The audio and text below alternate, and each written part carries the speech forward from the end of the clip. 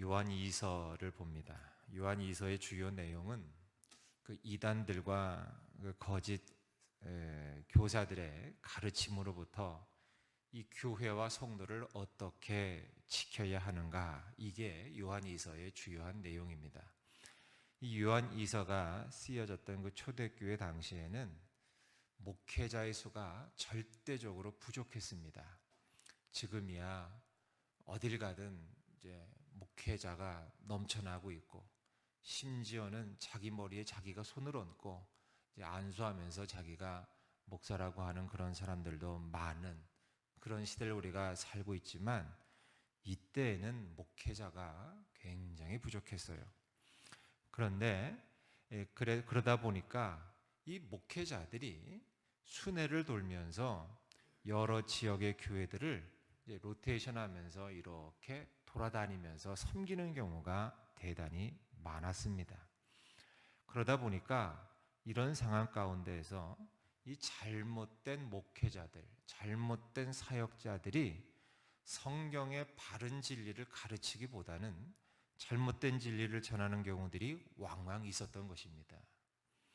또한 초대교회 지도자들로부터 세움받지 않은 거짓 교사들이 정식 목회자인 것처럼 자기를 포장하면서 선전하면서 교회와 성도들을 속이는 경우도 있었습니다.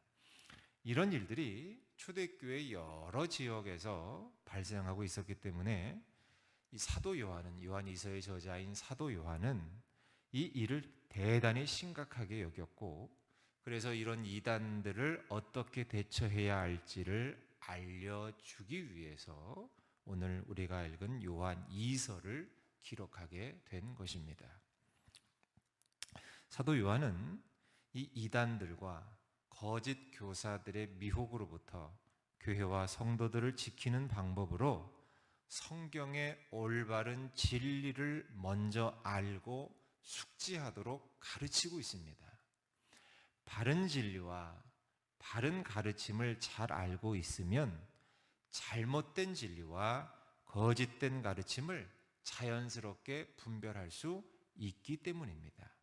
여러분 1절과 2절을 한번 눈으로 보시기 바랍니다. 거기 보니까 이렇게 되어 있어요. 장로인 나는 택하심을 받은 부녀와 그의 자녀들에게 편지한다. 1절에 보니까 사도 요한이 제일 먼저 언급하고 있는 성경의 진리를 봤더니 뭐냐면 택하심이라는 가르침입니다. 택하심. 택하심을 받은 부녀와 자녀들에게 편지한다 그랬죠? 그러니까 교회와 성도들을 향해서 택하심을 받은이라는 말을 꺼냄으로써 우리 교회와 성도의 정체성에 대해서 먼저 알려주고 있는 거예요. 정체성. 택하심을 받았다라는 것은 하나님 편에서 먼저 성도들을 불러주셨다라는 것을 의미하는 거예요. 사람인 내가 먼저 하나님의 필요성을 인식하고 예수님을 통한 구원받아야지, 구원받아야 되겠다, 이 구원의 필요성을 깨달았기 때문에 하나님의 백성이 된 게 아니라 하나님께서 그분의 선하신 뜻과 계획 가운데 우리를 불러주셨다는 거예요. 우리를 하나님의 백성과 자녀로 불러주시고 구원받게 하신 일이 우리의 그 어떠함, 나의 그 어떠함 때문이 아니라 전적인 하나님의 주권과 섭리 가운데에 이루어진 일이다라는 거예요. 그리고 이 택하심을 받은이라는 말씀 속에는 나를 구원하시고 나를 하나님의 백성과 자녀로 삼으신 그 주도권이 내게 있는 게 아니라 하나님께 있음을 알려주고 있는 것입니다. 나의 그 어떠함, 그걸 보지 않으셨다는 거예요.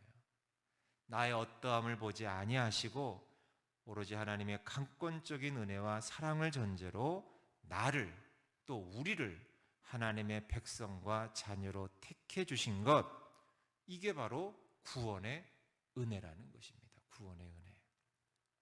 그래서 요한 2서 시작에서 사도 요한은 이 택하심이란 말씀 속에 담긴 의미를 먼저 성도들에게 바르게 알게 함으로써 이단들과 거짓 교사들의 가르침으로부터 이 교회와 성도들을 진리로 무장시키는 일을 선행했던 것입니다. 그래서 이 하나님의 택하심을 받았다는 것은 또한 우리 인간에게 어떤 조건을 두지 않았다는 것도 의미합니다. 인간에게 어떤 조건을 두지 않았다. 여러분 3절을 보시면 이렇게 되어 있어요. 은혜와 긍휼과 평강이 하나님 아버지와 아버지의 아들 예수 그리스도께로부터 진리와 사랑 가운데서 우리와 함께 있으리라 그랬습니다. 근데 앞부분에 보시면 하나님의 백성과 자녀들의 삶이 뭐가 함께 하냐면 세 가지가 함께 한다 그랬어요. 은혜와 긍휼과 평강이 함께 있다고 가르치고 있습니다. 여러분 은혜는 하나님께서 우리 인간들에게 베푸시는 무조건적인 호의가 은혜입니다. 그러니까 선물 같은 거예요. 선물은 조건이 없는 겁니다. 조건이 있어서 내가 상대방에게 무언가를 주면 그건 선물이 아니죠. 그건 뇌물이죠. 어떤 조건을 달고서 내가 무언가를 주고 받는다는 것은 뇌물이지 선물이 아니죠. 선물이란 조건이 없이 그냥 주는 게 선물입니다. 마찬가지 은혜란 하나님께서 인간들에게 베푸시는 무조건적인 호의가 은혜이고요. 긍휼은 인간을 불쌍히 여기시는 하나님의 마음이 긍휼입니다. 그러니까 사실상 이 은혜와 긍휼은 같은 의미를 지니고 있다고 볼 수가 있고요. 그래서 하나님께서 죄인된 우리 인간들을 불쌍히 여기심으로 우리들에게 은혜와 긍휼을 베푸신다는 겁니다. 그리고 이 하나님의 은혜와 긍휼을 받은 인간의 삶 속엔 뭐가 임하게 되냐면 하나님의 평강이 임하게 된다는 거예요. 은혜와 긍휼과 평강이 함께하는 삶이란 결국 그래서 따지고 보니까 결국 성도의 삶을 하나님께서 주도하시고 이끄시는 삶이다라고 할 수가 있는 것입니다. 그래서 이 3절과 1절은 서로 연결되어 있는 말씀이 되는 거예요. 여러분 인간은 크게 두 종류의 사람으로 볼 수가 있는데 하나는 자기 자신이 스스로 주인이 되어서 인생을 주도하며 살아가는 사람이 하나 있고요. 또 하나는 자신이 아니라 다른 사람이 주도적으로 이끄는 대로 끌려가는 사람이 있습니다. 성경은 이 두 가지 인생의 모습 모두가 올바르지 못한 삶이라고 가르치고 있으면서 사람은 오로지 하나님이 주인이 되어서 이끌어가는 삶을 살아야 한다고 가르치고 있어요. 본인 스스로가 주도권을 가지고 이끄는 삶이나 반대로 다른 사람에 의해서 이끌어지는 삶이나 결국은 불완전할 수밖에 없다는 겁니다. 그래서 하나님이 아닌 다른 존재가 주인이 되어서 사는 인생은 그 안에 평강이 없다는 것입니다. 평강이 없기 때문에 그 삶은 불완전할 수밖에 없습니다. 하나님은 우리의 불안하고 평강이 없는 인생 가운데 찾아오셔서 무엇을 베푸시느냐? 바로 은혜와 긍휼을 베풀어 주셨습니다. 그리고 그 은혜와 긍휼을 베푸신 결과 하나님을 믿는 이 성도의 삶 가운데 비로소 평강이 임할 수가 있었던 거예요. 그래서 성경에선 하나님을 평강의 하나님이라고 가르치고 있는 것이 바로 은혜와 그리고 자비를 베푸시는 하나님이심을 우리가 알고 있기 때문에 그렇게 가르치고 있는 것입니다. 하나님께서 택하신 그 성도들의 삶 속에 찾아오셔서 정말로 한치도 볼 수 없는 그 인생, 앞도 볼 수 없는 그 인생, 눈물과 한숨과 또 어려움이 많은 인생 가운데 그 은혜와 긍휼을 베풀어 주심으로써 이 평강을 경험할 수 있게 되는 것, 바로 이것이 은혜라는 것입니다. 그런데 우리가 알아야 할 사항 중에 하나는 이 성경에서 가르치는 평강이란 아무런 문제도 없고 고통도 없는 상태를 의미하는 것이 아니라는 거예요. 또 모든 것이 다 잘 될 것이다 라고 하는 맹목적인 믿음을 가지고 천하태평하게 살아가는 것을 말하는 것도 아닙니다.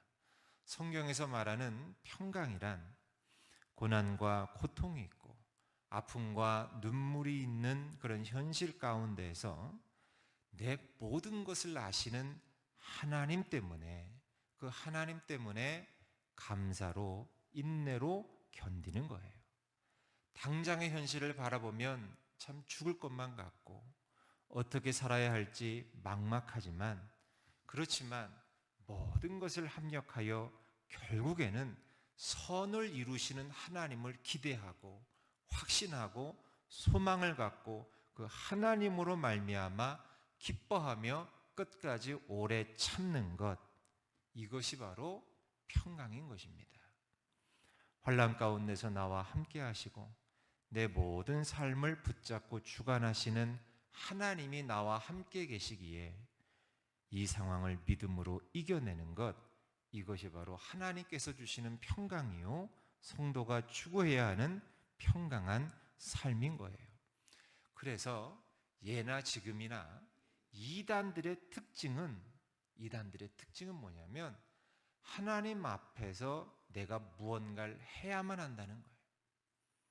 내가 무언가를 해야 하고 또 어떤 조건을 충족시켜 드려야지만 구원을 받을 수 있고 평강한 삶을 살 수 있다고 그들은 가르치는 게 이단의 가르침이에요. 뭔가를 이루어야 되고 뭔가를 채워야 되고 뭔가를 올려줘야 되고 그렇게 살아야지만 평강을 누릴 수 있고 복받을 수 있고 구원받을 수 있다고 가르치는 것이 결국은 이단들의 예나 지금이나 공통된 특징인 것이에요. 이때 당시에도 그렇게 가르쳤다는 거지요. 제대로 안 하면 너 복 못 받는다, 구원 못 받는다, 평화가 없다. 좀 더 열심히 노력하고 공을 쌓고 선행을 행하고.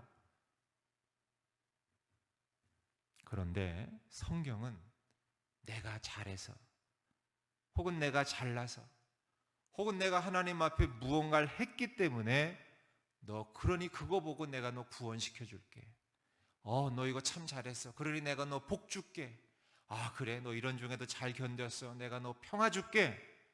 성경은, 그리고 우리가 믿는 하나님은 결코 그것을 그렇게 가르치시지 않는다는 거예요.